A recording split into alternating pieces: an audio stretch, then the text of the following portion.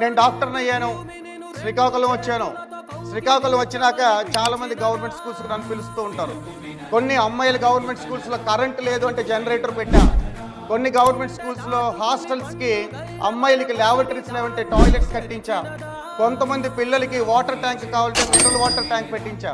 కొన్ని స్కూల్లో లైబ్రరీ లేదంటే లైబ్రరీ పెట్టించా. హాస్టల్స్లో అసలు ఎంసెట్ అంటే ఏంటి, నీట్ అంటే ఏంటో తెలియదంటే ఎగ్జామ్ క్వాలిఫికేషన్ బుక్స్ అన్నీ అందించా.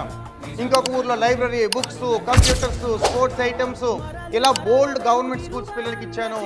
అంతేకాకుండా గవర్నమెంట్ స్కూల్లో నేను చదువుతున్నాను అని చెప్పి నా దగ్గరికి వచ్చిన ఏ అమ్మాయికైనా కూడా నేను కొన్ని సంవత్సరాలు, ఇప్పటికి 25 సంవత్సరాలుగా నేను గవర్నమెంట్ స్టూడెంట్ అని చెప్తే ఫ్రీగా ట్రీట్మెంట్ చేసే డాక్టర్ని నేను. ఇక్కడున్న షైనింగ్ స్టార్స్కి తెలియడం కోసమే నేను చెప్తున్నా. అంటే ఎందుకు చెప్తున్నా, ఇంత గర్వంగా మీ ఎదురు నిల్చొని మనమంటూ ఒక పొజిషన్కి వెళ్తే ఒకరు సహాయం చేయగలిగితే వచ్చే ఆనందం చాలా ఎక్కువగా ఉంటుంది.